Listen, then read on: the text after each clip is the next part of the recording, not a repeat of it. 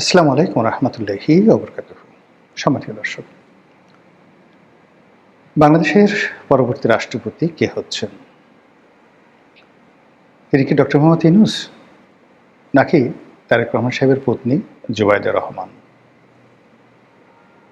নাকি বর্তমান যে শাহাবুদ্দিন চুপ্পু রয়েছেন তিনি তার মেয়াদ পূর্ণ করবেন, সেই সুযোগ বিএনপি তাকে দেবে? কি হতে যাচ্ছে রাষ্ট্রপতিকে কেন্দ্র করে?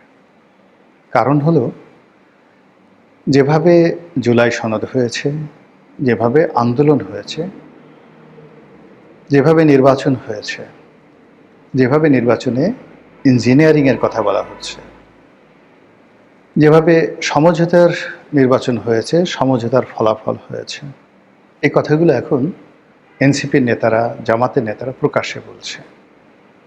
এর ফলে বর্তমান যারা ক্ষমতায় রয়েছেন তারা উপরে উপরে যতই দাপট দেখান না কেন, তাদের নৈতিক ভিত্তি দুর্বল আছে এবং আগামীতে আরও দুর্বল হয়ে যাবে।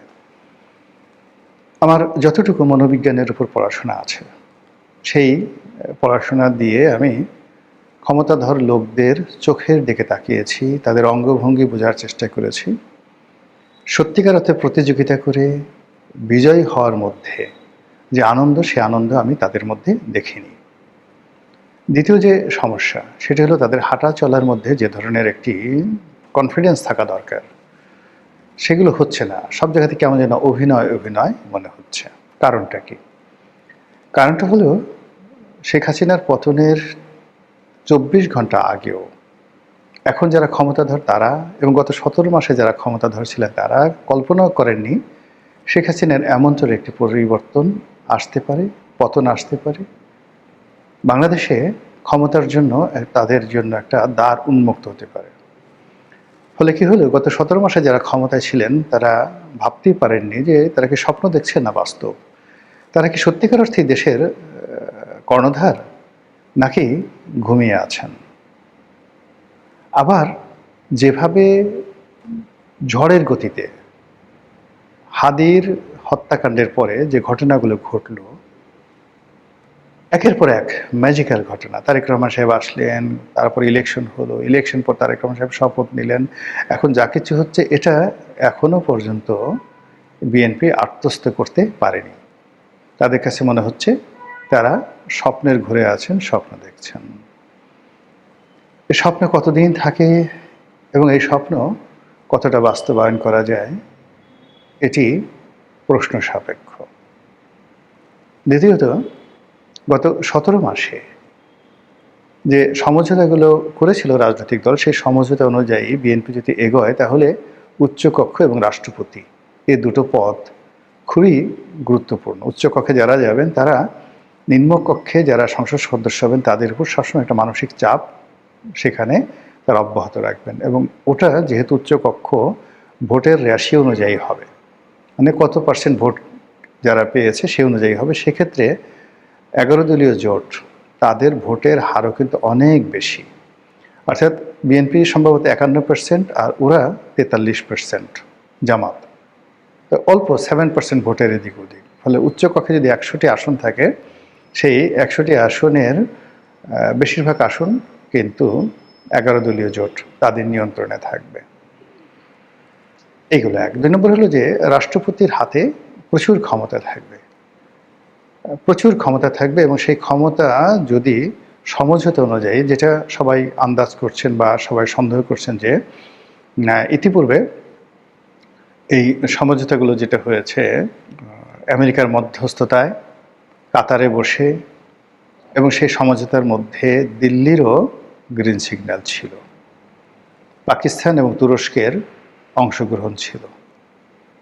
কাতারে যে খলিলুর রহমান সাহেব বারবার গেছেন না বৈঠক করতে, এ সকল কথা বাতাসে ভেসে বেড়াচ্ছে। তাই যদি হয়, তাহলে ডক্টর মোহাম্মদ ইউনূসকে রাষ্ট্রপতি নিয়োগ করতে হবে। আর ডক্টর মোহাম্মদ ইউনূস যদি রাষ্ট্রপতি হন, তাহলে এই যে খলিলুর রহমান সাহেব ক্যাবিনেটে আছে, এর সঙ্গে আদিলুর রহমান আসতে পারেন, রেজওয়ানা আসতে পারেন, এমনকি আসিফ নজরুলও আসতে পারেন। অবাক করা বিষয় না। এমনকি ফজল কবির সাহেব আসতে পারেন, এমনকি নূরজাহান বেগম অথবা লামিয়া মোর্শেদ। তারাও সরকারের দায়িত্বে ফিরতে পারেন। ফলে সরকার একটা হযবরল অবস্থার মধ্যে পড়বে এবং যেই মুহূর্তে ডক্টর মোহাম্মদ ইউনূস রাষ্ট্রপতি হবেন, আপনি এনসিপিকে, নাসিরুদ্দিন পাটোয়ারিকে, সার্জিসকে, হাসনাতকে আগের সেই রাজুতি আয়, অর্থাৎ 2024 সনের সেপ্টেম্বর অক্টোবর মাসে তাদের যে দাপট ছিল, ঠিক ওইরকম অবস্থা আপনি তাদেরকে দেখতে পাবেন। আর জামাতের যে আমির, তিনি আমিরুল মুমিনিন হয়ে পড়বেন।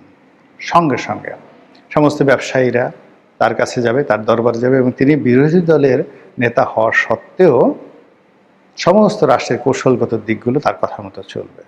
তো বোঝার চেষ্টা করুন যে ডক্টর মোহাম্মদ ইউনূসের ক্ষমতা গ্রহণ এবং রাষ্ট্রপতি পদে আসীন, এটার সঙ্গে বিএনপির তকদির কিভাবে নির্ভর করছে।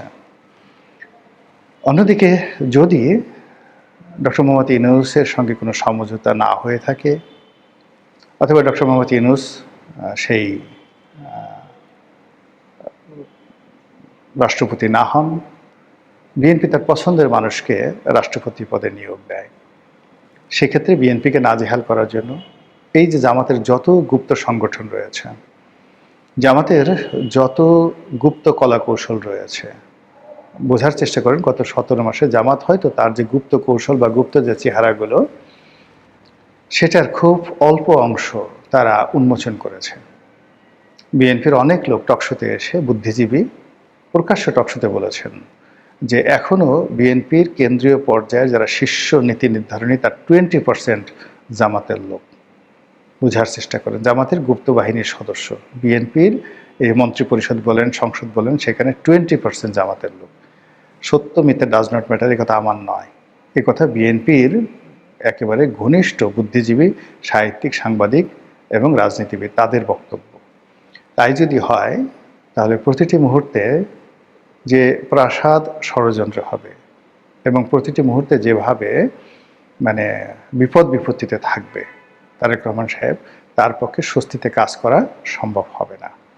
অন্যদিকে এরকম একটা পরিস্থিতিতে জামাত এবং আওয়ামী লীগের মধ্যে কৌশলগত সম্পর্ক স্থাপন হয়ে যাবে নিশ্চিত। এর কারণ হলো বিএনপি আওয়ামী লীগকে চেষ্টা করবে নিবৃত করার জন্য, চেষ্টা করবে তাদেরকে বন্ধু বানানোর জন্য, কিন্তু ইতিমধ্যে যে বিরোধ পথে, প্রান্তরে, ঘাটে, মাঠে হয়ে গেছে, সেটা নিষ্পত্তি করা সম্ভব হবে না, সেটা সম্ভব হবে না। ফলে কি হলো, বিএনপি যে এখন যে অবস্থায় আছে, তার সঙ্গে হবেন ববি হাজ্জাজ, তার সঙ্গে হবেন নুরুল হক নুরু, তার সঙ্গে হবেন রেজা কিবরিয়া, এখন যারা আছেন, তার সঙ্গে হবেন জোনায়েদ সাকি। আর অন্যদিকে যদি জামাতের সঙ্গে আওয়ামী লীগের বন্ধুত্ব হয়ে যায়, বন্ধন, এবং এটা 99.99% হওয়ার সম্ভাবনা খুব বেশি, এটা হবে। রাজনৈতিক ইকুয়েশন এইভাবেই কথা বলে। সেক্ষেত্রে জামাতের পাকিস্তান কানেকশন, আওয়ামী লীগের ভারত কানেকশন, জামাতের সাংগঠনিক ক্ষমতা, আওয়ামী লীগের সাংগঠনিক ক্ষমতা, জামাতের টাকা, আওয়ামী লীগের টাকা, তারেক রহমান সাহেব দুই চোখে রীতিমতো ধুম দেখবেন। আর এইরকম জটিল রাজনৈতিক পরিস্থিতি তিনি মাহাদি আমিনকে দিয়ে, মানে তিনি যে সমস্ত লোকজন লন্ডন থেকে নিয়ে আসছেন, হুমায়ুন কবিরকে এনেছেন, মাহাদি আমিনকে এনেছেন, অন্যান্য যে সকল উপদেষ্টা নিয়েছেন, এরা ঘোড়ার ডিম কিছুই করতে পারবে না, লেমন জুস খাইতে হবে। বড় যে লেমন জুস, তারা যদি বলেন আমরা লেমন জুস খাবো না, লন্ডন থেকে আসছে, আমরা ফক্স নামক যেটা চকলেট আছে সেটা মুখের ভিতরে সারাদিন চুষবো, তাদেরকে সেটাই চুষতে হবে। এর কারণ হলো আওয়ামী লীগের যে সকল ডিপ্লোম্যাট রয়েছে, আওয়ামী লীগের যে সকল রাজনৈতিক নেতৃবৃন্দ রয়েছে, যে সকল ছাত্রলীগের এই যে লাস্ট ক্যাবিনেটে আপনি চিন্তা করেন, মহিবুল হাসান মেয়র মহিউদ্দিনের ছেলে, আখতারুজ্জামান বাবুর ছেলে জাভেদ ভূমিমন্ত্রী ছিল, এনামুল হক শামীম ছাত্রলীগের সভাপতি ছিল, ছাত্রলীগের সেক্রেটারি ছিল নজরুল ইসলাম বাবু, তারপরে ছাত্রলীগের সেক্রেটারি ছিল ইকবালুর রহিম।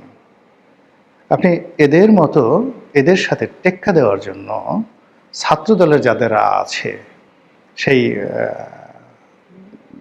প্রথম সারির 10 জন, আপনি আমানুল্লাহ আমান ধরেন, খালিল কবির খোকন ধরেন, কিংবা ফজলুল হক মিলন ধরেন, তারা তো সব তাদেরকে আপনি পিছনে ঠেলে রেখে দিয়েছেন, প্রয়োজনে ডাকলেও তাদেরকে আনতে পারবেন না। ওদিকে সুলতান সালাউদ্দিন টুকু তারপর সেই যে শহীদুদ্দিন চৌধুরী অ্যানি, অন্য যারা আছেন তারাও ফ্রাস্ট্রেটেড। নাসিরুদ্দিন অসীম রীতিমতো অপমানিত, লাঞ্ছিত। ফলে কি হলো, এই যে লন্ডন পার্টি, যারা বিএনপির লন্ডন পার্টি, সেই লন্ডন পার্টির মধ্যে যাদেরকে তিনি লন্ডন থেকে এনে এখানে এস্টাবলিশ করেছেন, তারা আবার লন্ডনে গিয়ে গালাগালি করতে পারবেন, ওখানে গিয়ে আর একটা সিন্ডিকেট করতে পারবেন। কিন্তু বাংলাদেশের রাজনীতিতে মাঠে ময়দানে জামাত এবং বিএনপির সাথে টেক্কা দেওয়ার মতো বিএনপির যে শক্তি, সেই শক্তিটা ইনঅ্যাক্টিভ করা আছে এবং আগামীতে এগুলোকে অ্যাক্টিভেট করা সম্ভব নয়। ফলে কি হলো কি, যে এই যে রাজনীতিতে সামনে রাষ্ট্রপতি নির্বাচনকে কেন্দ্র করে যে জটিল এবং কুটিল অবস্থা তৈরি হচ্ছে, এটি রাজপথের যে কোনো আন্দোলনের চাইতে, যে কোনো বিষয়ের চাইতে গুরুত্বপূর্ণ। ফলে এখানে বিএনপিকে 100 বার চিন্তা করতে হবে। এই একটি পদে তাদের যে নিয়োগের মাধ্যমে তারা যে আসলে কি করতে যাচ্ছে, সেটা এখনো তারা বুঝতে পারছে না। তো জুবাইদুর রহমানের কথা অনেকে বলছেন, তারপর ডক্টর ইউনূসের কথা বলছেন, বিএনপির একসময় মির্জা ফখরুল সাহেবের কথা বলা হতো, এখন বলা হচ্ছে কিনা আমি জানি না। এর মধ্যে আবার কেউ কেউ শাহাবুদ্দিন চুপ্পুর কথাও বলছেন যে চুপ্পু সাহেবকে যদি নির্দিষ্ট জায়গায় রাখা যায়, যেহেতু সে আওয়ামী লীগের লোক এবং অনুগত, সাহসী, বুদ্ধিমান, কৌশলী, তাকে দিয়ে যত কাজ তারেক রহমান সাহেব করাতে পারবেন, এটা উনি হয়তো জুবাইদুর রহমানকে দিয়েও করাতে পারবেন না। তো সেই অর্থে জাস্ট একটা রাবার স্ট্যাম্প জাতীয় যদি কিছু তৈরি করতে চায় বা রাখতে চায় কাউকে, তাহলে Shahabuddin Chuppu might be the best choice for them. এটা নিয়েও কিন্তু অনেকে কথাবার্তা হচ্ছে। আল্লাহ সিদ্ধান্তের মালিক, আল্লাহ সব কিছু জানেন, যেটা ভালো হয় সেটাই যেন তিনি আমাদের দেশের জন্য নসিব করেন। আসসালামু আলাইকুম রহমতুল্লাহি ওয়া বারাকাতুহু।